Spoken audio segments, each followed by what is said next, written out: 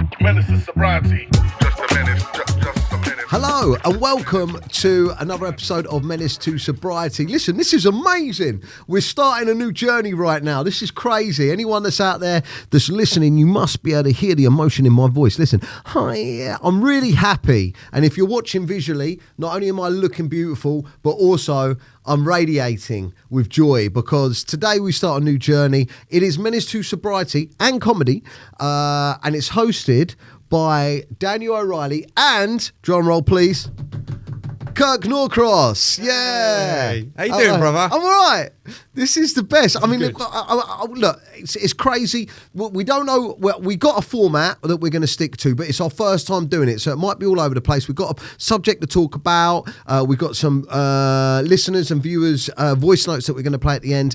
But before we get into all of that, let's just have a little catch up. Oh, and also producer. I want to introduce you to John. John, say hi. All right, guys, how we doing?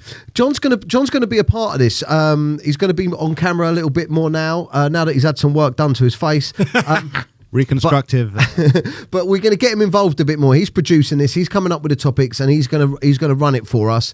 John has been here from the start. He was the producer when I very first started on here, and he's helped me with my career, helped me write in a film as well at the moment. So he's a good pal. But over to you, Kirk. Kirk, listen, a lot's changed about you physically since I've seen you last. Talk us through the physical changes first. Well, first of all, thank you for having me on here. Thank you very much. Thank you. What has changed since I've had a hair transplant? Yes. I had man boobs from steroid abuse in my 20s, and that was brutal. So I had to cut my areola open, split my chest open, pull them out, give me lipo. But I've done it for me, Dan. Yeah. Because I really don't care about what people think of me no more. But yeah. How you feel about yourself? I feel brand new. You feel brand new? I feel good. I love that. You look so well. New car, you rocked up here in a Tesla. I love that. In an electric car, though. Now I'm on You've my changed, phone. bro. I'm checking the battery. Am I going to make it home? That's crazy. But you know what? No, you love it. He was ringing me up when he first got it, and he was talking to me about my McLaren, asking me what the 0 to 60 was, and it ain't fucking far off it, is I it? think we need a little race. I don't know if you're pulling up next to birds, pulling them though in a Tesla. It's more like you're pulling up to schools trying to nick kids. Honestly, no, I'm like, hi. There's nothing more sexy to me just going. But no, honestly, I'm feeling good. I've started a new diet. I've lost just over a stone. Wow. And again, these are all steps that I'm trying to sort out, the imperfections that I felt personally for me. My whole life, Dan, I've been trying to create an image to impress people what I didn't like. Yeah. And now I don't care. What I do is I look in the mirror, masturbate for my OnlyFans. He had to put that in there. God's sake. I look in the mirror and I say, what do you want to change about yourself? Yeah. And I'm like, everything. No, listen, we talk a lot. Look, there's a couple of reasons why I wanted to get you on this.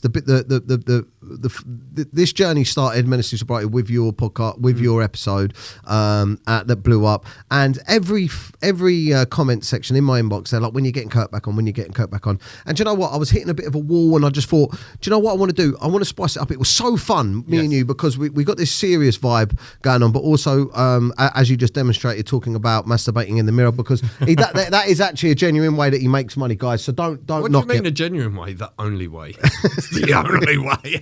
Oh, mate! But he isn't the BBC presenter that he's not that one. That might be out by the time this comes out. Oh, that might be. We still don't know who that is, do we? Definitely Mr. Blobby. It's got to be. Mr. Blobby. Oh, mate. That's a good one, John. Yeah. All the old big figures from our childhood do end up being nonsense. So it could be Mr. Blobby.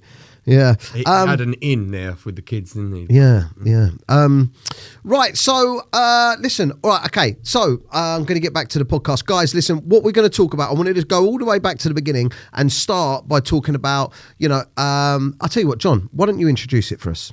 Okay, cool. So, we're thinking today's topic, we'll start from the very beginning. So, essentially, how to know if you've got a drink or drugs problem. What are the signs? How do you kind of begin the sobriety journey? So let's say, what would you say constitutes a drink or drug problem? There are different levels to it. For you guys, what defines it essentially? Kirk? During my addiction, my main problem was when I couldn't get drugs. That was my main problem. Yeah, I know. But no, I think different people vary with different things. So I'm only talking from my journey. Yeah. I was I was cocaine dependent. Wasn't really a drinker. Didn't really bother me, the drink. The only reason I did drink when I was on coke, so I could say to people, they're like, why are you on the gear? Because I'm drinking. It's allowed, isn't it? You know. But how do you know you've got a problem? I think you would know, and this is from personal experience, I would know if you've got a problem, if it is affecting daily life. That could be with your family or your work, either it being you not turning up to work or family events, or just not being there because of you're either on drugs or was on drugs the night before. Yeah. And if your attitude changes, you know, if you just start snapping at people for no reason, if someone says to you, oh, leave that alone. Yeah. If you snap straight away, I think deep down that's when you should realise you've got a problem. Because if someone says, oh, you're doing a lot of that. No, I fucking ain't. Rah, rah, rah, rah. No, I ain't. I think that's your conscience telling you. Yeah, I think I can remember I went to my doctors early on when I was, I really thought I was suffering with depression, and I went to my doctors. I went to my doctors after a heavy session, and I couldn't get out of bed once. I was lying in bed and my missus come up and the kids were downstairs and I was just lying in bed and I was like, I just can't, I don't know what's wrong with me, babe. And I was like crying and stuff, right? Yeah. And I'd been on it, right? Yes. And I said, I need to go to the doctors. I was like at my wit's end. And I went to the doctors and sat with the doctor. And the doctor, I wish, you've got to be a bit careful saying to the doctor how much you're drinking, actually, because it can affect whether or not you can get life insurance. I found out later on. Really? Yeah. So just be a bit careful of that, because I went to get life insurance after that. And they pulled up the doctor's report and said, no, we can't, because you said how much you drink and stuff like that. So you've got to be careful. Just a little note there. That just shows, though, Dan, how bad your problem must have been, because of checking units of alcohol. A life insurance wouldn't come near you, which means that your life could have potentially been at an end. Yeah, you're right. You're right. That shows that. You're right. I mean, I fully think you should talk to your doctor about it if you need help, but just be aware of that. But anyway, and I remember I was crying in front of him. I sat in front of him, cried my eyes out, right? And I was like, I didn't speak about the drugs because I just didn't have the confidence to then. I was just a drinker, even though it was the drugs that was destroying my mind. And he gave me a leaflet and said, have a look at that and, come back, in a month or so. And I was like fucking beside myself. Do you know what I mean? They give you a leaflet. They give me a leaflet. And I did look at the leaflet quickly, and it had on there, do you have a drink problem? And it was exactly what you said. And it said questions like, once you stop, do you find it difficult stopping? Does it affect your work was a big one. Is it affecting your work? And all of that stuff, like, does it affect your relationships? Is it? So there was that. But personally, myself, I think that if you're struggling to cope with life, I think this is a good sign, is if you're struggling to cope with life and the way that you cope, you're like, if you get to it, well, first of all, if you can't go a few days without it, that's a massive sign. Definitely.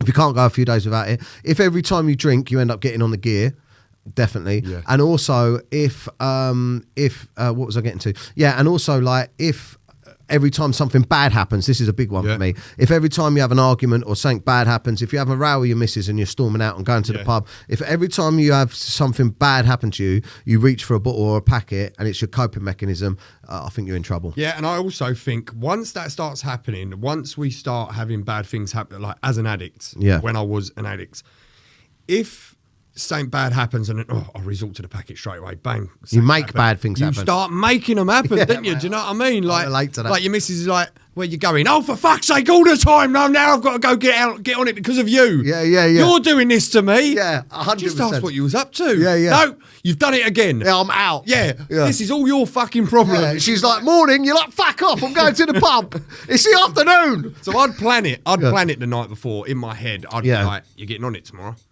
And I'll be saying to myself, why? Just do something first. And I'm like, you're doing it tomorrow. A massive thing for me, right? And I've just been thinking about this recently, right? And tell me what you think of this. A massive thing to me, I've done a video actually over the weekend and I caught a bit of flack back on it where I was like, listen, if you're just session at the weekend, if you're just session at the weekend, what you're doing is you're giving into your inner bitch. Stop giving into your inner bitch, right? I was saying that, because I said there's a lot of people like you there's a lot of people out there that are drink and drug dependent daily. Yeah. And they're trying to go sober. And you can go a whole week without it, like I was, and then you're binging at the weekend because you're giving in to it's bad that it may not be no, it is a problem, but it's really like giving into your inner bitch. It's bad decision making. No, yeah, definitely. Right? And some people come back, oh, like you think you know everything now, and you know, it's kind of, someone said it's like saying man up. I was like, no, I'm not saying that. No. I'm saying like just see that voice inside your head as an inner bitch, right? And it made me think that I think a huge problem with people that are finding it difficult to give up is, first of all, if you stop taking drugs and you say to the people around you that you stop taking drugs, it's like, you know, I'm an addict, I can't. Yeah. Right? And people don't want to say that. You know what? That's the hard one, isn't it? Just admitting. So look, a load of people can tell you. I had people telling me I was an addict before I actually thought I was, Dan. Do you know what I mean? Yeah. And then after a while, it started grating on me, and then I started saying, "What the fuck you know? What do you know?" But then that's when I realised that was the other side of me, the smart side, saying they're right, and the addict didn't like it. So I was like, "No, what the fuck do you know?" But I know that Dan gets a lot of flack, right? You get a lot of flack for trying to. You don't preach sober. You just talk about your journey. But trust me, right? I mean. 10 years of my life, like let's just say 10 years. I think it was since just before my daughter was born, when my daughter's mum split up with me. That was when it went really downhill when she's 7. But I was still using when I used as an addict. And people was like, yeah, but we do this, go on a night out, we get drunk. Trust me, I have been on many nights out being sober. Yeah. Imagine going out and having the best night of your life, being able to drive there, drive home, wake up in the morning with your family. Yeah, I go out. You took me out as a 2-year sobriety. Remember, I celebrated 2 years. So you took me out on a beer and a packet, and we went back. No, I was joking.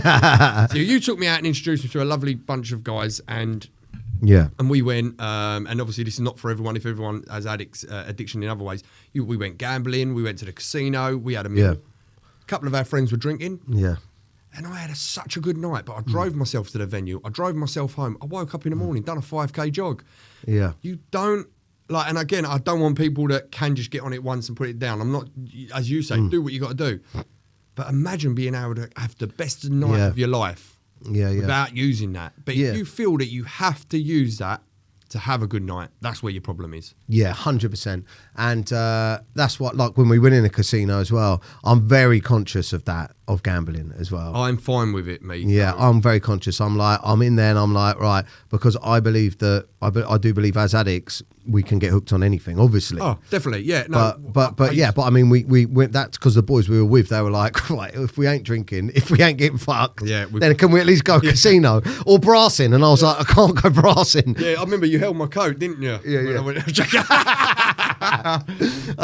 No, but listen, that's a good point. I mean, that is a good point, because I always think this as well. I tell you what. Here's another way to know if you've got a problem, right? If you're doing drugs a lot. Yes. No, but if you get really, really fucking excited when you drink, because when I drink, I get really excited, and I'm like, I want to, and it is literally like this. I want to consume as much as I can until until it's the next day, until I'm not allowed to anymore. And I can remember coming back a few times. I've been out with my pal Carlos. You met Carlos, and I'm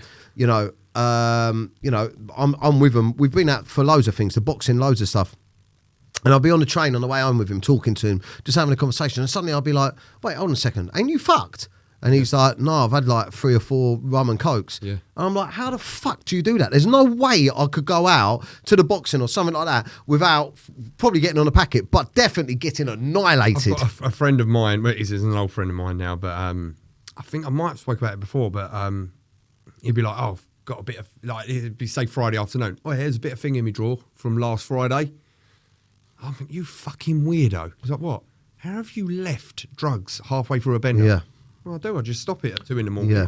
I'm like, so when I had a drug problem, you had to consume. Thought you was weird for leaving drugs. Like, I'm like, you're fucking nut. What?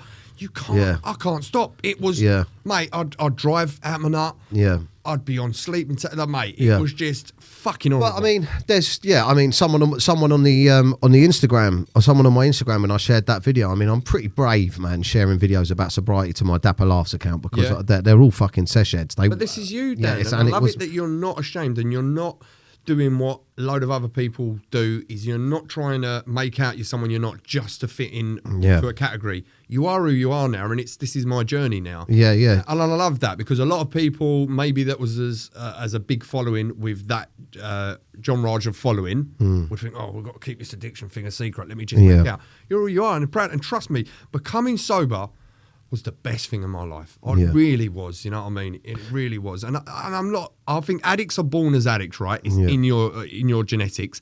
But I actually think you could sniff and drink yourself into addiction as well. Yeah, definitely. Because it becomes, as you state, a coping mechanism. Yeah, You know what I definitely. mean? And I think there's a spectrum. You're definitely on it. No, there's a spectrum. there's a spectrum of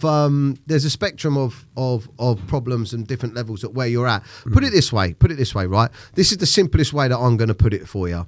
If you are sick to death of the way it makes you feel, Yes. and you still do it, you've got a problem. 1,000,000%. If you're sniffing gear and regretting it, and you're drinking alcohol and doing stupid shit you wish you weren't doing, and then the next weekend doing it all over again, you've got a problem. But listen, this is the problem, right? When we say you got a problem, it's like, oh, I'm an addict. No, you don't have to be an addict. You don't have to be an alcoholic. You don't have to be a drug addict or anything. You've got, this is the best way to look at it. You've got an unhealthy relationship with drugs and alcohol at the moment that you need to reevaluate, right? And that's what I say to myself, like, because there's a lot of lads out there that definitely don't want to put a label on it, or there's nothing wrong with you going, do you know what? I'm sick to death of doing this at the moment. I want to work on myself for a little bit. Do you know what I mean? Put it down for a couple of months. Go, but if you Yeah, want, see how go you back- feel. See how you feel. Do you know what I mean? That's, mate, that's it. You know, the last near the end of my becoming sober, like I'd cry on the way to a dealer's house. I would cry, and people that don't understand about addiction are like fucking pathetic. Well, if you're crying, don't go. No, you don't know. You need to do it. You have to. I remember once on my way to work, didn't even realise I've just put the sat nav in for work, and then I've just now pulled up at my dealer's house, not even knowing. Like, and I'm like, well, I'm here now, I might as well. Completely out of my journey. And it was like there was another Kirk that was... It's terrible, I couldn't isn't it? even say no. And it was like a magnet. Yeah. Wherever it was, you know, I'd make sure I'd go in situations or...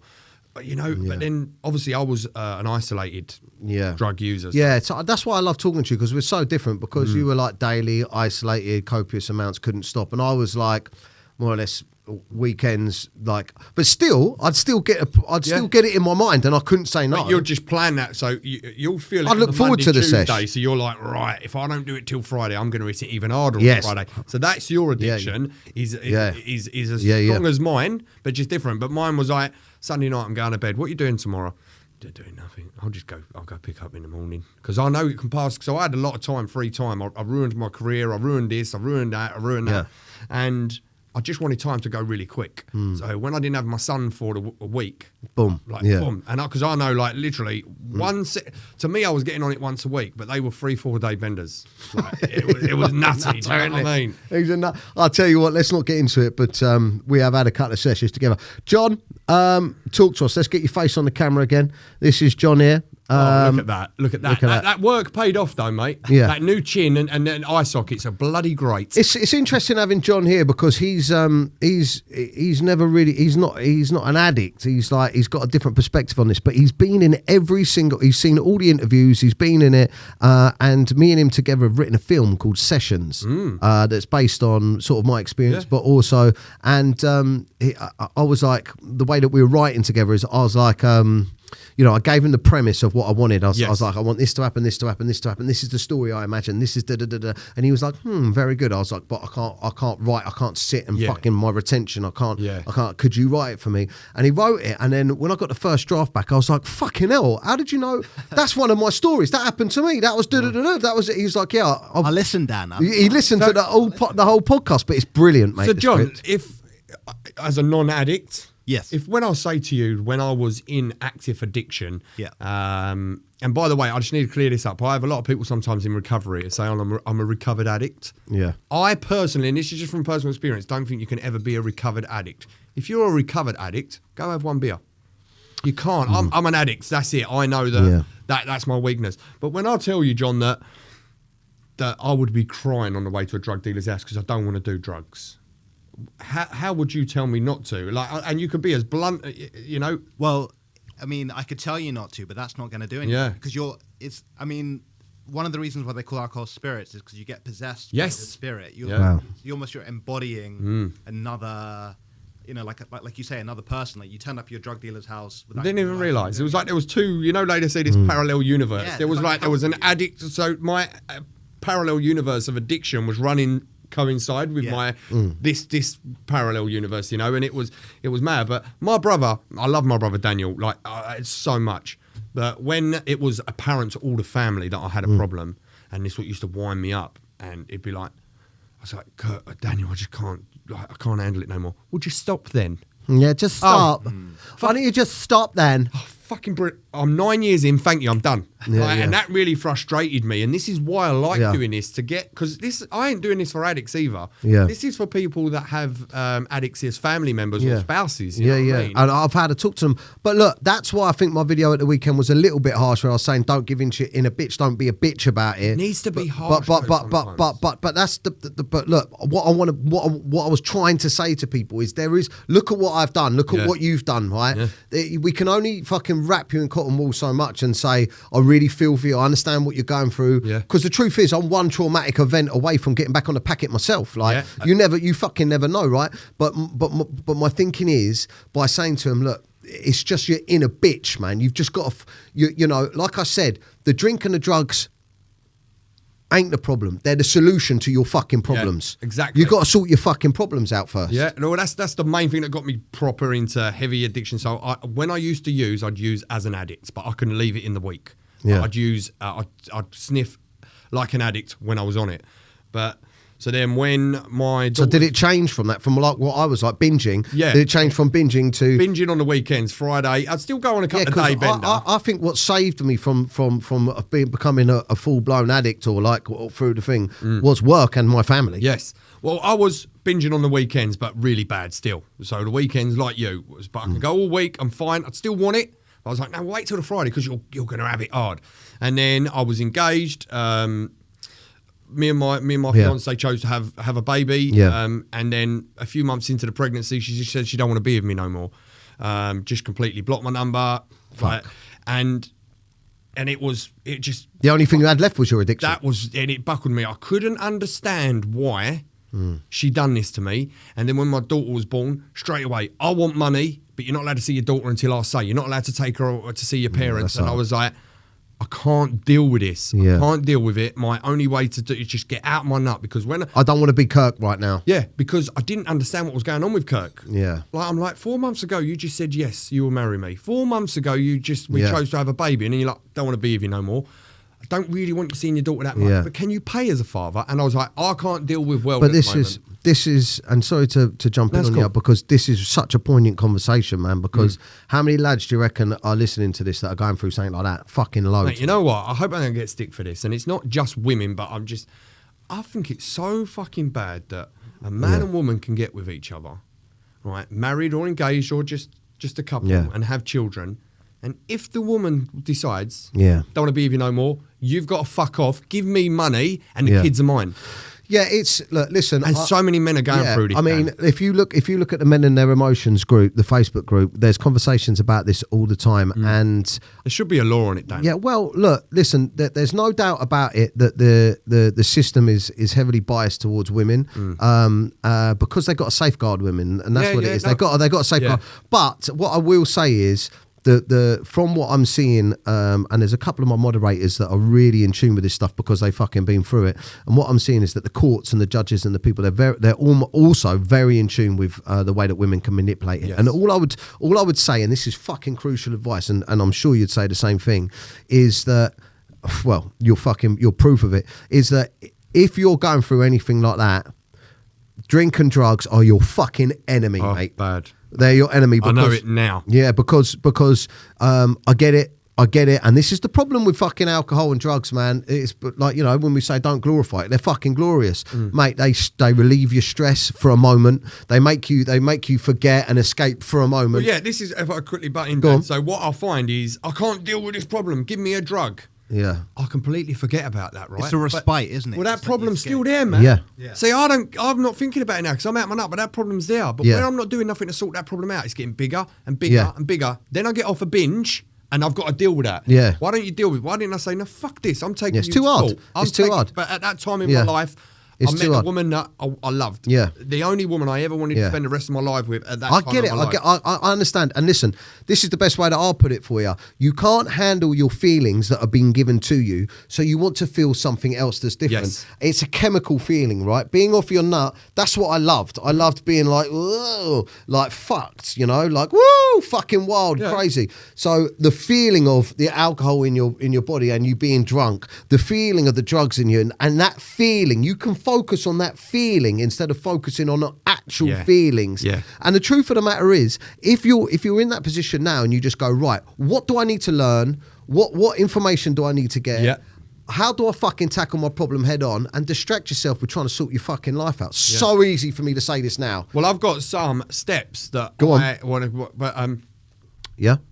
can we just pause for a wee? Sorry, we'll do Okay. steps. All right. We're Sorry. going to have a quick pause. Sorry. Go on, mate. Yeah, go Sorry, on. mate. Go on. Fucking sorry. I will run. I will. So what I do now, I have some pointers in my life that when I'm suffering, or I use them really a lot when I've just become sober, and I'll write them down on my phone to share to people. Yeah. It's just a little daily guide of what I do, and I will only do these now. I keep them up here a lot, but I get my phone out and read them when When you're struggling. when I really need them. So it is, and again, this works for me. It might not work for everyone else, but you've got to wake up at the same time every day. Yeah. You know, it doesn't matter if it's 7 in the morning or 12 in the afternoon. As long as that is, and this, because this is about routine. Yeah. So get up at the same time every morning. I understand some people work nights, so whatever suits you, but make sure that is the same every day. Just give it a couple of weeks. I'd like you to give it a month, but make the bed as soon as you wake up. Why? It gives you, first of all, it's part of a routine, so it distracts your head. You've got this list to do, and it's achieving something straight away. Yeah. I know it's a little task, but once you do this, it's an achievement, and you've gained something within the first 30 seconds of waking up, you know. Yeah. And it's You a set your minute. intentions for the day as well. Like, it's a little goal. You've ticked it off, and it's 1,000,000%, contributing John. to like the order of your whole room. Perfect. I love that, and my missus never makes a bed. It fucks me off, mate. If I come back from the gym and it's not made, I'm like, you just got out of it. I'm like, but she is northern, so she normally just rolls out of a fucking bush or something. Well, imagine how hard your day's been, and you get in and your bed's all nice made. I know, trust me, it sounds silly. I understand this. I understand. It sounds Yeah, silly, I but like until it. you try it, shower or bath the first thing, because I know when my mental health is slipping, when my hygiene goes out the window. I don't mean I become a filthy animal, but You shave less. You don't do your bite. You don't get your hair chopped. Your you know what I car's mean? dirty. Exactly that. Stuff and like it that. really helps, you know. So I shower. Right, these are things for me. Again, you don't have to use them. So this is what I'll do. I'll wake up. I wake up at the same time every day. I'll make the bed. I'll have a shower, and I go walk out into the grass in the garden. Right, it's called grounding. Right. I don't know if it's true or not, but it's with the magnetic field. Okay? Right. I've heard about this stuff. Yeah. It makes me feel good. I'm not sure if the science is true behind it, but getting these little steps in my head, it makes me feel connected, and it makes me grounded. Yeah. Again, Is that you want to do barefoot? yes, Yeah. barefoot. Yeah. You know, some people go to the extent of, and again, this is them hugging a tree and stuff. That's a bit much. You know, not really for me, but the grounding. So, and also, I write a gratitude list. I don't do them as much as I should now, but write down 10 things every morning that you are thankful for. And it could be the smallest thing ever. It could be that, you know, I'm grateful that I've got my health. I'm grateful that the neighbour said hello to me. The time you finish this list of 5 or 10, I'd like you to do 10. The minute you finish that 10, when you feel that you've got nothing good in your life, when you scrape together 10 things that you're grateful for, you're like, wow. Yeah. it's the I little love things that. we forget. I do that. I love that. That's You know, a brilliant one. Gratitude's key. Start to write and follow a weekly planner. You're big on this. Yeah. I really think, and I don't even care if you ain't got nothing to do. In your weekly planner, if you haven't got a job, or if you're not lucky enough to be able to do many things, write a weekly planner. At 10 a.m, go for a walk. Yeah. At 11 a.m, Yeah. do the laundry. Yeah. Do this weekly planner, because it gives you, again, something to take you away from drugs, Yeah. drink. And it empties your mind as well. Yeah. Of everything you got to do, because the stuff you got to do can nag you. We're only human. Yeah. You know, so once you've wrote that list out, when you start ticking them off, when you've done the laundry at 11, tick it off. Yeah. right? Little wins. Little wins. The Yeah. little wins at the end of the week make a big fucking win. Start to right wrongs. Anything. So I Yeah. fell out with my older brother. a little bit for what he done, but just me. I take everything personally. Everything's to heart, and it hurts more when something happens with family. So I reached out to my brother. How you doing, Dan? I said, this is why I haven't spoke to you, mate. And he said, fuck, I'm sorry if I said that. I didn't even mean to. You know what? I went nearly a year without talking to him. Yeah. And all I had to do is say, Dan, this is why I wasn't talking to you. And he's like, oh, man, I'm so sorry. Do you want to come round? I was, bang, just starting righting wrongs in my life because... Yeah, the ego's a tough one. It is, you know. Meditation. Meditation was big when I started sobriety. So I literally type in 4 minutes guided meditation on YouTube. You know, lay on your bed, completely relax, shut the blinds, and give it a go. Again, it's not for everyone, but it fucking helped me. I mean, just calms that head down, you know. Just listen to someone else, listen to what they do. Like these people in meditation, true or false, they train in this. It's got to be doing something for someone. Yeah. Eating healthy is such a big thing. Me, I'm a big sugar fiend. Me too. And I realised as well, when I'd be eating a lot of sugar, I'm on a high. And when you have that crash, I'd want to pick up drugs or anything because you want that, I want that high to go. And eating healthy, it's... Eating healthy, Dan, it's such a good thing in life, and I don't want to look. It don't mean you can't eat shit. Have a bit, but eat healthy. If you've got a car and you start putting cheap oil in there and cheap fuel, your car's going to run shit. Yeah. It's as simple as that. But if you start putting good fuel, I think that's the hardest fucking thing, man. The hardest thing is to not eat shit. Oh, definitely. I train my ass off and still fucking have to have chocolate at night. Well, I know I'm depressed when I start eating shit. I will literally go straight to the petrol garage. I'll spend £5 to £10 on chocolate sweets, chocolates, crisp. I'm like, oh, what packet do I want?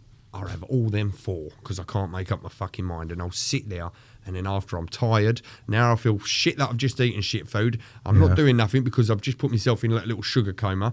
So eating healthy, just, you know, give it a go. Light exercise. I think it's so good. Again, it's part of a routine. And light exercise, I understand that people might not have money for the gym. Go for a walk, go for a jog, do some press-ups and sit-ups. I'm now doing 45 press-ups in the evening and 45 press-ups in the morning. Yeah. And it's...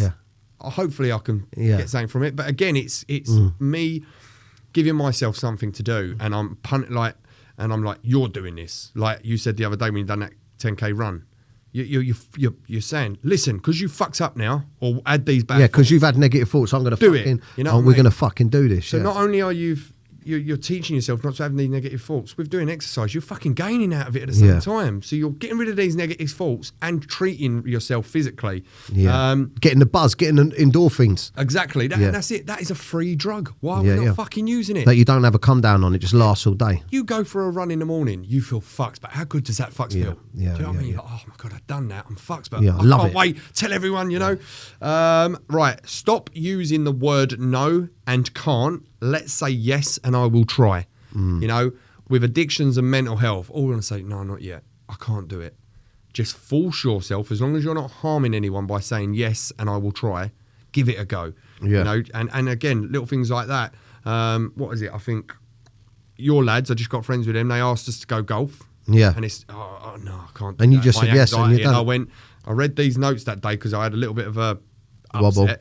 So I thought, read that, and I was like, yes. I will go. Do you know what I mean? And fuck, it was brilliant, mate. Not only have we've got a great bunch of friends, I'm learning a new sport now, golf, you know, and that's it.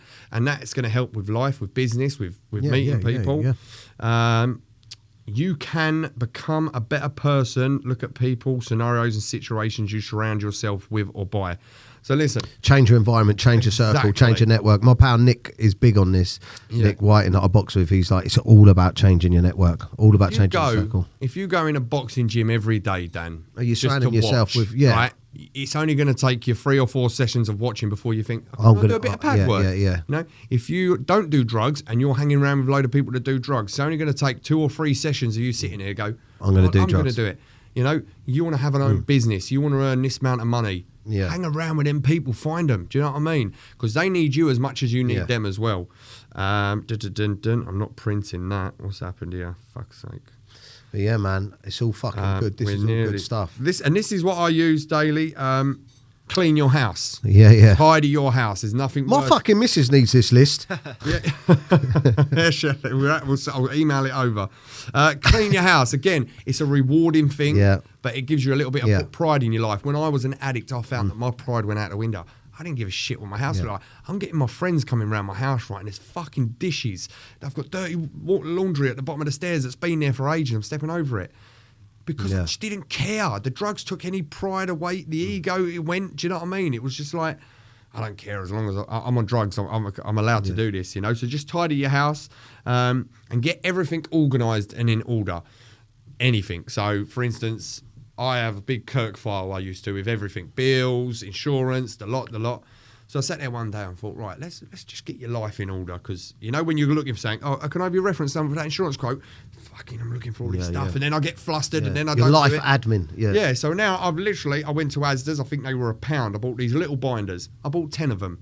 Right, so I have my car without registration, anything for that car in it. My gas bill, anything that goes in the gas goes in that file. It's these little simple things, Dan, but I swear it's made me the man who I am. But the key points is light exercise, eating healthy, and just be a bit more like tidy and organised in your house. Expanding on what you were saying, it's little things, but it makes you the man you are. But like life is made of just hundreds and hundreds of little moments. 1,000,000%. All the small things just build up.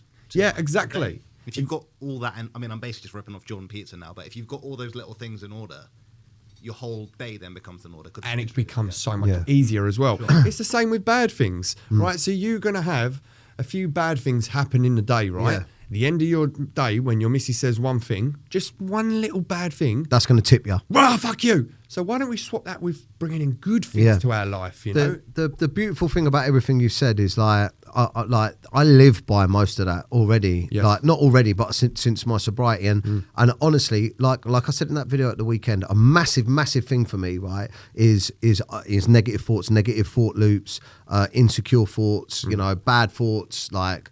And now what sobriety has given me is pride, like you were talking about. It's given me pride instead of like regret and cringiness and all of that stuff. And I'm a firm believer that your mind, and I live by this now, the mind's like a fucking muscle, right? You got to train it. So every time I'm doing something that I don't want to do, like a cold water dip or... Yeah.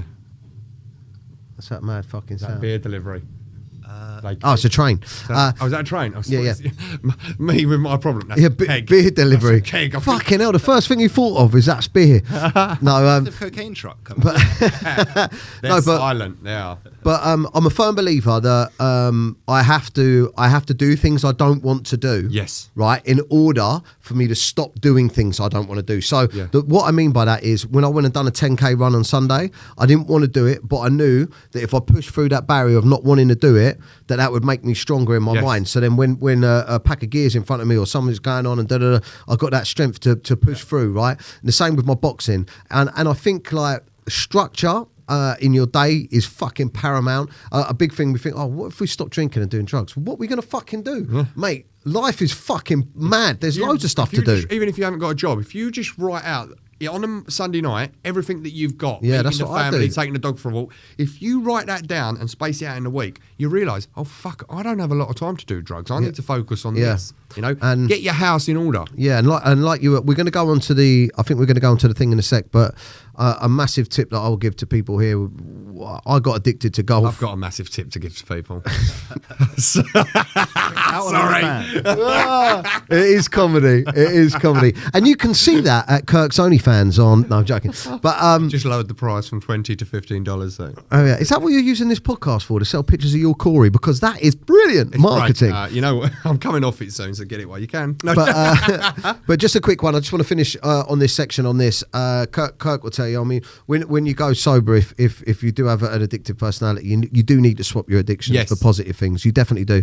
And I got into golf, and here would be my tip to anyone out there, because that's why I do the boxing and the golf, and why I got married. Find something that's really difficult you want to get good at. Find something that's really difficult you want to get good at, and swap it for your drink and drug taking. Find something that's really difficult that you would like to become good at, and it will take up all your time. Right. 1 minute, Dan. 5:30 in the morning, you go boxing pretty much every morning. Every morning. And get you smash people's face in, but as well, you get your... Yeah. You don't want to do that, do you? Do you want to go at 5:30 in the morning? No, I don't. If I took that away from you, right? Oh, I'd be How lost. would you be with Shelley that day? Truthfully. Yeah, probably Aggie. Yeah. Yeah, I come out of that boxing gym buzzing. Putting through yourself through pain, mate. Yeah. as creating a lovely day for everyone that's around you. Yeah. Because that's what we need. And that could be anything. No one wants to go to the gym, but when you're there and you're in it, you're feeling it, you're fucking working, your mind is taken away from all of your problems and focusing on one task at a time. And then when that seconds come to when you're finished, you're like, oh my God, I've done it. And then you're finished, you're like, woo! That's it. It's I could walk in Tesco's petrol station and chin someone, bro. Yeah, I don't man. care, but I you don't. do that the other day. No, but I hold. No, shut up. He doesn't. I don't. That's he never pressed charges. Right, John, what are we doing next? Yeah, so basically you put a little post out on the Menace to Sobriety Instagram asking for listeners to send in any questions or any stories or comments they might have, and hundreds of people messaged in, and a lot of very kind of grateful people for what you guys are doing. So we just got a couple of voice notes. I'll play it down the mic. You guys can... Cool. Have they stated if they're anonymous, what would like to be anonymous or not? I think we'll bleep names out in post. Cool. Yeah, but I mean, if they don't, if you could just say their first name, who it's from. Yeah, cool. So one from Osama. No, I said that. You will die! Bleep that out. Right, we've got one from Reese. And Reese. this is a question. Here we go. Let me know if you can hear it. How we doing, fellas? Just a quick question on the booze. What is your opinion on the way alcohol is marketed in supermarkets? Should we change the way it's packaged like we did back in 2012 with cigarettes? For example, displaying graphic images on the harm it has to the body. Oh man, that's. I actually thought about this yesterday. I went, what's the day today? Saturday. Yeah. I don't think it's fair that, look, I know it's our problem if we're addicts, and I was not really a drinker, Dan, but I did like a bit of gin, and when I'm in Sainsbury's and I'm going for a little shop, I've got this weird thing I have to do every aisle. I have to snake the aisles, and it really, the bottles are so inviting, I feel, and it gives me, look at that summery taste, and I do think that they I don't think alcohol should be advertised. I really don't, Dan. Listen, it's like they say alcohol when they talk about alcohol, especially from like a medical standpoint, or like when they're saying it's bad, they say alcohol and other drugs, where they should just say drugs. Yes, alcohol is a drug. Yeah, but I'm in split minds about this because I mean, you look at all the craft beers, and some of them are like advertised to kids. It looks like they're advertised to kids, the tropical ones and all of that shit. But I mean, I don't know. It's a tough one because it's like saying, well, most people don't have a problem, but really, a lot of people do have a problem. Yeah. And how many people die from drink driving to people that ain't even got on it? How many people die from drinking? I think maybe I don't think it's fair to stop the way they're advertising, the colours they use and everything like that. But I think maybe there should be bigger warnings on them. Like alcohol kills. Because they say smoking kills, but they don't put alcohol kills on alcohol. Maybe that's a good point. They should put alcohol kills, but I think that. The problem is bigger than that. The problem is like, for instance, from a young age, I think I mean, this is just me. I never thought that alcohol could lead to addiction. I didn't. Yeah, because it's such a normal thing. Yeah. No one will look down at you for having a pint, you know. And it's like smoking, for instance.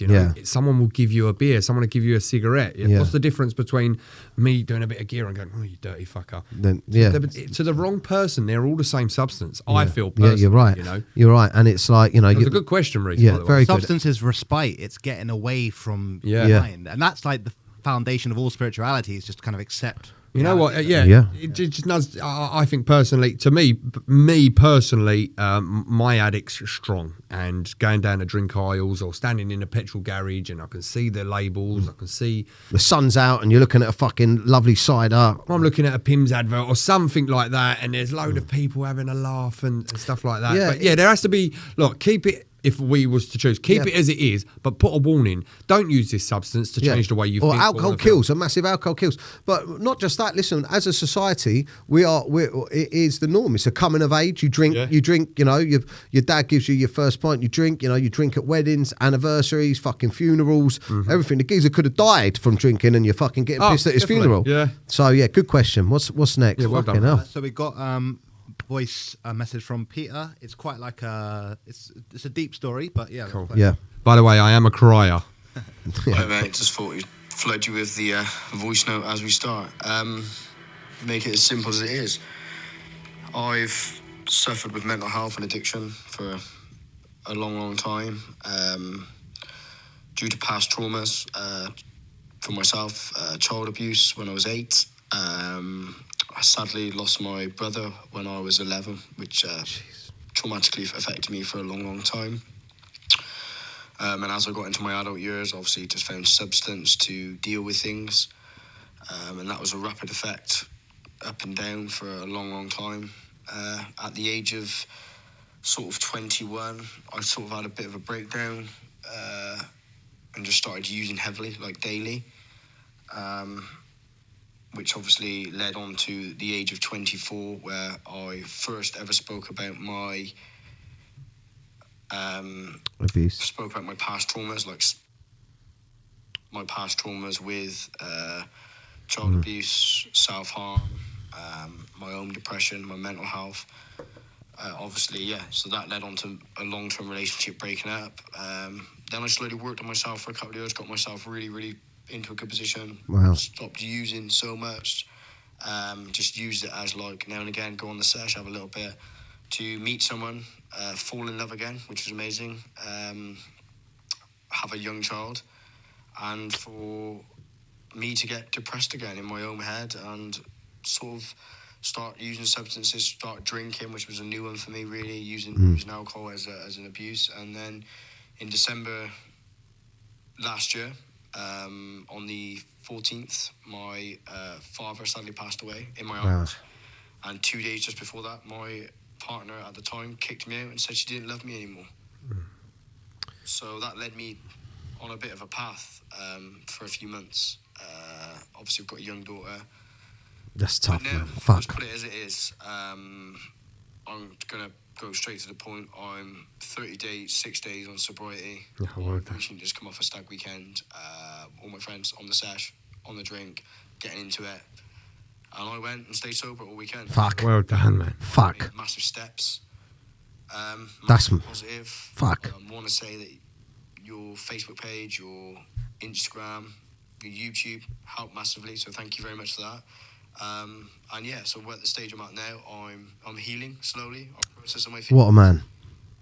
And yeah, I want to get involved. I want to help people. I want people to realise there is something at the end of every tunnel. And Wow. yeah, we've all been to dark places, but the comeback's beautiful. So yeah, thank you too. Thank you very much. Wow. Fucking Peter, well done. Honestly, first of all, for anyone opening up about anything that's gone in your life, well done. Well done in his sobriety now. He's had a life, poor bugger, do you know what I mean? And, you know, it's hard. I know about like the partner splitting up with you, taking your kids away, the trauma. You lost your father, I lost my father, Peter's lost his. You know, and he sounds like he's there because he knows that he's using drugs. At the time, I didn't know I was using drugs as a coping mechanism. Peter does, which is like, you know, the first step to understand why you're doing it. Yeah, you know, all I say to Peter now is, for what's happened in his life, it's been dark, so he's going to have some big dips. Like, we all have up and downs, but people probably like they've hit trauma like me, you, multiple other people, Peter. There's going to be big dips, bigger than other people's dips. So all I would suggest to Peter, whatever you've just done over the last 30 days or during this stag do, keep doing that. But just remember, when them dark times hit again, Peter, remember what you've achieved. And just remember, it's only a little dip in the road, and you'll get back up. What do you feel? I know that hit you. That well, first of all, I just want to say, Kirk, man, that like it's beautiful to it's you don't give yourself enough credit with your knowledge, man. Because I know, like, you know, to hear you just respond to that, I didn't know what to say to that. You know, that kind of hit me. I didn't know what to say to that. So to listen to you responding to that, I mean, you know, you've learned so much and grown so much, and this is the beautiful thing about going through trauma and addiction and stuff like that, and getting out the other end of it, or being on the other side of it, is you've got so much to give now. That's why you're here on this podcast. Yeah. So I just wanted to say that, mate. Thank you, mate. Thank you. And Peter, man, like, look, I just think, I think, wow, first of all, for sending us the voice notes. That's amazing. And listen, start looking at yourself in a positive light, and, you know, start, you know, treating yourself positively. Look at everything that's happened. You're right. Yeah. No, it's just Go on, mate. See, we don't hear that stuff about each other enough. No, it's man. good. It's good, but it's just, you know what I mean. It's it just brings up what trauma we went through. But I'm here for a reason. I really do think I'm here for a reason. Do you know what I mean? I could have went the same day as my dad. I could have went when my daughter was taken away from me. But I need to hear people like that. Your story's like that. So when I heard your story and people listened to your story, it was like you listening to his there. I need that because when I'm in my bed, I'm like, oh, it's all me. Shit's happening to me. It ain't. Yeah. It's happening to fucking everyone. So why should I punish myself or not be here no more for just going bad? We're all in it together. Yeah. You know what I mean? And Peter, what I want to say is thank you for sharing that, because now people that are listening to this will listen to your story and they'll be like, fucking hell, Eva, you know, he's gone through similar stuff to me and he's just been on a stag weekend and stayed sober. Oh, well done on that one. Though. Yeah, I couldn't believe that, man. Like, you know, I relapsed to go on my stag. Do you know what I mean? So, but you know what I'm saying is, people will listen to that and they'll be like, "Fucking hell, he's been through what I've been and he's doing this," or they'll listen to that through that and say, "He's been through worse than me and he's doing well." So, thank you. Let's keep going. Cheers. Okay, cool. So yeah, we got a voice note from Emily. We have women listeners. That was nice. Wow, that might be a visual thing because of a couple of good-looking lads here. Now that I'm back on. Yeah, go on. Oh no, they've gone. All right, here we go. Hi Dan, hi Kirk. Firstly, thank you so much for what you're doing. I think you're helping a lot more people than you even realise. So I just want to say thank you for that, because you certainly help and inspire me. Wow. I'm out in Marbella and I'm coming up to 7 months sober. Well done. And I just wondered what your thoughts were on kind of going to the same places that you used to go to when you were drinking. Like the beach clubs, the restaurants. I'm just struggling with it a little bit. I just feel like the odd one out. I feel like the FOMO creeps in. And so what I tend to do is kind of avoid it. Like, I just find it easier to avoid than to put myself somewhere like that. And then it all kind of comes flooding. Yeah. Well, I got the gist. What was her name? Yeah. Emily. Emily. Thank you for the message. Well done on the sobriety and being out in Marbs. Yeah, I'm gonna wade in on this one because I just quickly, because I thought I'd cracked this, and I very much thought, do you know what, I can be around my mates when they're drinking, I can do this. I thought I cracked it, and not last weekend, the weekend before, I had the fucking worst panic attack, like the worst anxiety attack, being at a friend's barbecue with some friends of mine. Some was out, they're good close friends of mine that like a sesh. And, you know, I left my missus for an hour to go to an event, which fucking triggered me a bit anyway. And then I come back and she was drunk. Everyone was drunk. And I fucking wanted to get out of there. I was like, and she said it there. Is it Emily? Yeah. Emily said there that, you know, she felt like the odd one out. I was sat there like this and the world going on around me. The kids were going wild. Everyone was drunk, singing, dancing. They were like, should we do some tequilas and all of this? And I was sat there like that. And I was just like, I shouldn't be here. They're all looking at me because I'm not drinking. I'm like ruining their vibe. And also, like, it's like, and then what started happening to me in my mind was I was going, oh, right, so this is what the rest of my life's going to be like. This is what the rest of my life's going to be like. I'm always going to be that elephant in the room. And then what happened to me was I felt myself having the panic attack and the anxiety, and I thought, oh, is this because I want to drink? Yeah. Am I going to relapse? Yeah. So it was fucking awful. So what I'd say, my advice is just don't fucking go there. Yeah. Like, I don't want to, I mean... it's hard for me to say. I mean, I love those people, so I will go out with them again and stuff like that. But if it makes you feel really uncomfortable, just don't do it. Well, why? It's, as I said earlier, you only have to go somewhere so many times before you start doing what's there. And look, no disrespect, I used to love going to the ocean clubs and stuff like that, but with this current era, it is about drinking and drug using. That's the lifestyle of them things, you know, not talking bad or good about it. That's just what that is, you know. I used to be in the nightclub business. That's what that was about. But you know what, look, if you turn the oven on and put your hand on it and it burnt, you're not going to keep your hand in your eye. You're going to take your hand out because it didn't feel good. So why would you go to an event or a place that hurts you? Just because it's a mental hurt doesn't mean that it's no different to a physical hurt. Them people that you're going to go stand at Ocean Club with, there do other things that you can do. You're not missing out on that. Yeah, and look, another part of me, like, I'm a firm believer of, I'm quite in this mindset now that that's my old life, and like, I don't go to the pub anymore. Like, when my friends don't, I've got a certain group of my friends that don't really ring me to go to the pub anymore because I just kept saying no at the beginning. They'll say, do you want to come here, Dan? Yeah, do you want to go? Yeah. Do you want to go? Like, we went for a meal the other night and stuff like that. But personally, myself, I can't really enjoy a pub or a club or a beach club unless I'm off me nut. Yeah, I don't want to be around drunk people, and I don't. My nerves. And I don't want to be around people that are sniffing. That's just me. So my advice to anyone out there is change your fucking lifestyle if you really want to fucking go sober. Them friends that are going to be at Ocean Club in Marbella, go out with them in the day. Go have a meal with them before they go out. And then just go do a bit of work. You know what I mean? Yeah, it's not a case of looking at it, and I always say this, it's not my motto, don't look at it like you're missing out, look at it like you're free of it. Exactly. Boom. Fuck me, mate, I'm good. That's going to be one of the viral clips. Yeah. One more? Couple more? What time is it? I need to try and get my viral clip in now. Kirk's viral clip? He's had load. Go on. Hi. Nice.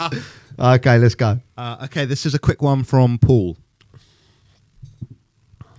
What do you do when you really want to drink, but you don't at the same time? What do you do to stop yourself? Dan, you was the, you was the drinker. Oh, man. When you really want to drink and you don't want to drink at the same time, really do some analysis in your brain. Really look at your brain. Like, look at your thoughts. Try and, like, I see my thoughts as wanting to drink is the last thought. Go back. Why do I want to drink? What's made me think I want to drink? I done it the other day where I was like, right, the sun's out. I'm thinking of the sun. My mates are at the pub and my missus is away. So my missus was away with the kids. My mates are at the pub. The sun's out. That's making me want to drink. Why can't I go down? And then what I do is I talk to myself. So then I go, why can't I go down to the pub and see my mates and not drink and just have an alcohol-free beer? Why can't I do that? Do you know why I can't do that? Because that's fucking boring. I want to get off my nut and smashed. Yeah. That's why. Because I've got a problem. Because I'm not thinking about going and having a drink. I'm thinking about fucking escapism. Why do I want to escape? Why do I want to escape a life that I've got? Why not try and build a better life that I don't want to escape? And it's about fucking looking for your triggers and talking yourself out of them. Yeah. And also, say if the obsession of a drink and drugs are really on you, you don't want to do it, but you also want to do it as much as you don't want to do it. Say to yourself, right, I tell you what, go for a 10K jog first of all. Yeah. Right? Then if you want to, let's do it. I'm not telling everyone, don't really tell yourself that, but 9 times out of 10, you're like, I got what I needed. Yeah. My endorphins, my adrenaline's up. Well, I don't need that drink. I've done that. Yeah. I do it every morning. Yeah, I do it in the morning, but I mean, I have literally been vibrating with wanting to get off my nut. Are you going to give me that back? What? Oh, the other thing, sorry. What? I've been vibrating. He's talking about it as if it was a dildo. That's your viral clip. He's got his viral clip. Okay. This is a professional podcast, for fuck's sake. That's a good one. Just stick a dildo up your ass. No, just go for a fucking run. We've progressed to the finger. Yeah. To the dildo. Can we have one more? One more. Let's do it. As you said, just punish yourself first. Like, listen, like anxiety. To me, I look at anxiety and worry as like excess energy, excess fucking. Perfect. Perfect. It's like excess energy. Go fucking like with the ADHD. Like if my mind's going wild, mate, go burn it off. Yeah, that was a great analogy. I couldn't sum it up yet. Thank you. That's another viral clip. I'll have that one. All right, one more from Lewis. Hi Dan, hi Kirk, it's Lewis here. I am 17 days sober today. Go on, Lewis. Newbie. And I just wanted to say thanks because I did like a mini home rehab / detox for the first 7-8 days where I didn't leave the house. Wow. And I just used all the videos, watched all the videos for hours and then just kind of listening to everyone else's stories. I always thought I was special and a bit of a one-off, and then you realise that we're not. Like, we're all in the same kind of boat. We've all been in the same position at some point. Yeah. And hearing other people talk about how they've got out of it made me think, well, if they fucking can, then I can. So love that. Mine was more just to say thanks. Just to say thanks for everything you're posting. Keep it up. The stuff you said about the kids helps. I've got a 5-month-old, and everything has to be for him now. And that is the plan moving forward. So keep up the work. Loving it. Cheers, guys. What was his name? Lewis. Lewis. Oh, you're very good with names, man. Lewis, first of all, Lewis, mate, thank you. I'll tell you what, I'm so fucking weird in the head. I'm so insecure that I don't know if it is the ADHD or just my insecurity, but every now and then I'm like, what am I doing? Why am I doing this? And I see all the numbers and the comments and stuff, but it just doesn't register that it's helping people sometimes. Mate, you know, so thank you. But that's why I'll send you the odd message that people might message me saying thank you to you and Dapper. You really... Mate, that home rehab thing, you know. Wow, that's great, isn't it? Good idea, little business there. No, honestly, well done with the sobriety. I can imagine his young child has a lot to do with that. Yeah. Yeah, well done, and thank you for the appreciation. Yeah, and you raised a good point there. You know, I've got a lot of friends that are struggling with it now or struggled with it in the past. There's absolutely nothing wrong with reevaluating your relationship with drink and drugs, but just remember when you're questioning yourself, when you're looking at yourself and going, "Oh, why am I like this?" and you're beating yourself up and you're giving yourself that self fucking grilling and you're starting to wallow in self pity. Just remember, everyone's addicted to something. Yes. Everyone, whether it's scrolling on their phone, whether it's wanking themselves silly to porn, whether it's I mean, John, what's your addiction apart from? I don't know, what is it? I bet it's just described them. Describe the two of them. Okay. Oh god. Wait, one more. Can we have one more? Have you got one more? After I'll get it up now. Can you? Can you? Not after all the porn. Okay, right. I just want to finish when I finish. Or when you want to say something? Yeah. No. Yeah. Just go for it now. Whilst I'm getting this. Cool. So okay, let's have a little one shot here. So these are the things that I tell myself a lot, Dan, in the mirror. Yeah. Like and I. Again, are these like affirmations? No, it's just telling myself who I am. So I say this out loud. It's good. You can just keep reading it and say it out loud. So I am confident in who I am. I'm confident in everything working out the way it should be. I'm confident in what I have to offer to the world. I'm exactly where I need to be. I tell myself that daily because there's a lot I don't feel confident. I told you what happened with Towie asking me back and then just fucking me right off. Yeah. Mate, blew your confidence, made you insecure. Like it reminded you that you're a reject, that you're not wanted, that you're not. And then you just lied back in your bed and you're like, oh, why am I doing all of this? Because I'm just still a twat. And I had to shout these at myself that day because literally they put me like it fucks me up. Towie doing that. I just don't understand why they done it. Punishment. It's the only thing I can think of. So I tell my day. I'm confident in who I am. I am where I'm meant to be in life. No matter where you are, that's where you're meant to be right now. Yeah. Forget anyone else. Doesn't matter if someone's got less than you or more than you. That's their fucking journey. If you're going to look about what they're doing in life, you're not looking at what you're doing. Yeah. If you're caring for someone else, that's good. But you've got to focus on you. Put you number one. Tell yourself every day you are confident. You are who you are and where you are meant to be in life. Yeah, I love that. That's his viral clip. He just got it. Fucking hell, man. No, but that was. I know we got to go soon, Kirk, because you got to get home. But no. I was just looking. Let me just give me them three again quickly. So sorry. So and I have to write them down. So I'm confident in who I am. I'm confident in everything working out the way it should be. I'm confident in what I have to offer to the world. I'm exactly where I need to be. I love that last one. I'm exactly where I need to be because we can all feel so fucking lost. I love that. You got one more for us, mate, and then we'll wrap this up. Absolutely. I've loved the podcast, by the way. I'm not going to lie. Honestly, you know when it just feels right, like I'll definitely record the next one as well.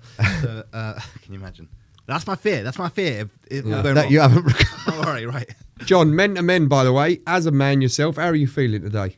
Good. It's very positive vibes. You guys also, you're touching upon the spirituality side of things as well, and like trust within the universe. And I'm kind of on a big kick of that. Honestly, you get what you ask for in the sense of you got to ask for it every day. I'm going to forward to you guys. Yeah. Right. One more. This person doesn't have a name, but they have a voice. Here we go. Yes, lads, just a quick one, but let me give you a bit of context. I got sober about 2 years ago once I met my ex-missus, and she didn't drink or get on it or anything, so I basically left all my mates and moved in with her and got sober.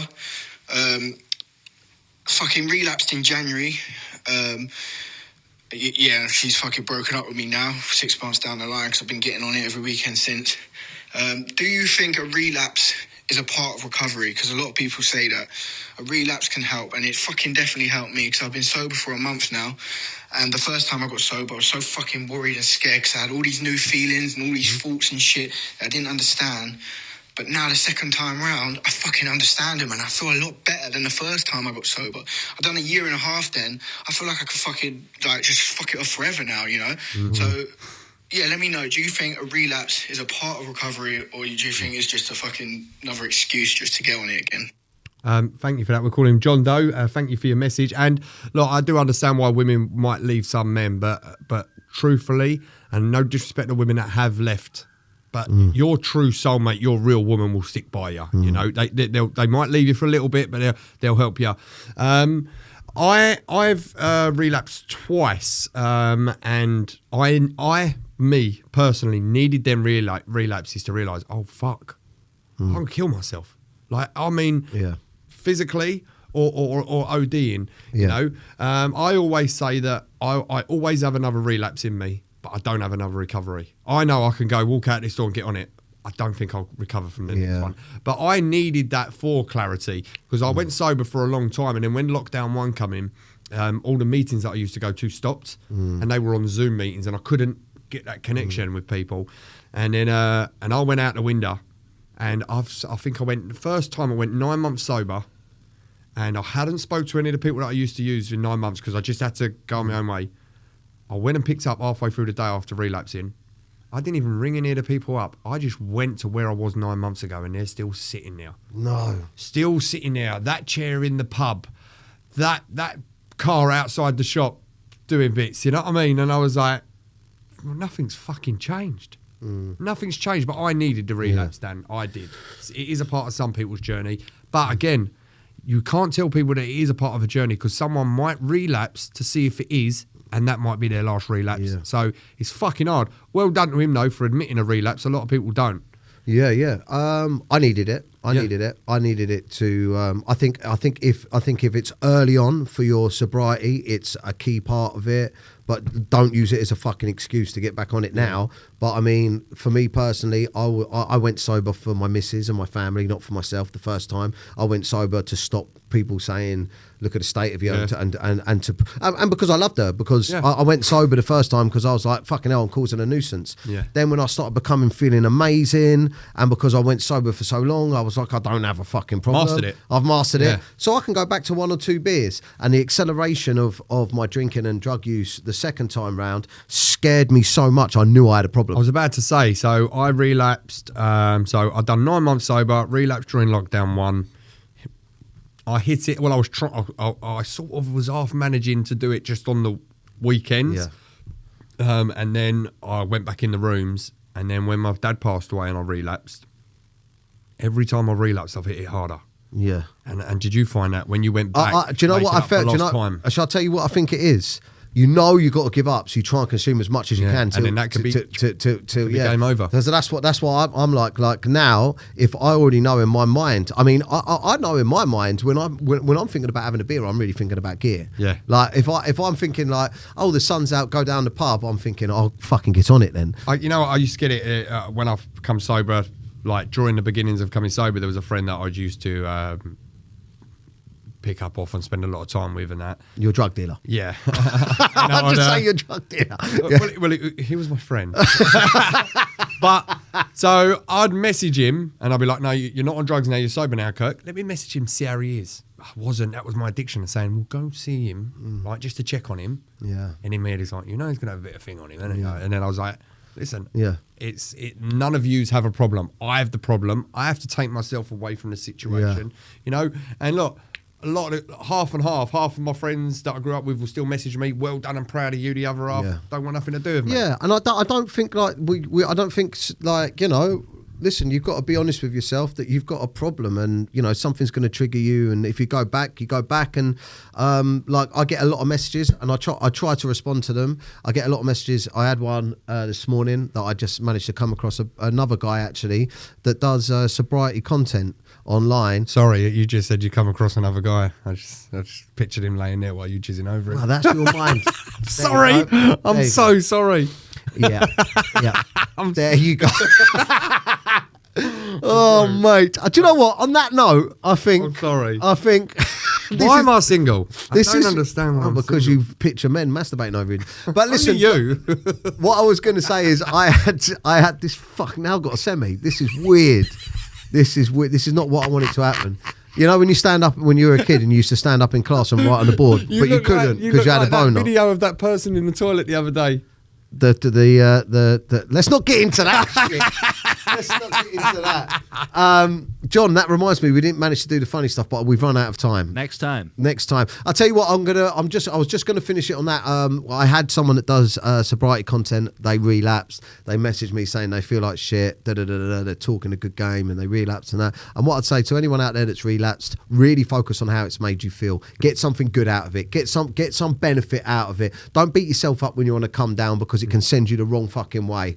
Get something out of it by really focusing on how it made you feel. It's all good tools. Kirk, what would you like to finish on? Just sobriety saved my life. It really did. And listen, it ain't for everyone, but sobriety changed my life. I am a great person. I am a great father. I'm a great brother. I'm a great friend. And that is all due to sobriety. So I owe my life to sobriety, the people that helped me. I've done a video of my dad the other day and you messaged me straight away, just checking you're all right, bud. Yeah. Little things like that. You know, just I owe sobriety in my life. I really do, and myself. Because brought us back together. Yeah, 1,000,000%. Yeah, Listen, we stopped talking, didn't we, through our addiction? Because I locked in my room sniffing and masturbating. Yeah, over me. John, what would you like to finish on? But first of all, Kirk, that was a lovely finish. Thank you very much, my brother, and welcome back to the podcast permanently on this season as the fucking co-host, and maybe permanently forever if he'll come. Not literally, just move. I can do that anytime. John, what are you finishing on? Get the camera on you. Thank you ever so much for sharing. It's going to help a lot of people. Super interesting. I think you guys got lovely energy together. Yeah, it's a pleasure to be part of it. Can we have more from you next time, John? Yeah. I'm trying to work out how all the buttons work. So I've got it now. Next time I'll be in. Let's give John a clap. And I'll work out to turn the light on as well. Yeah, thank you.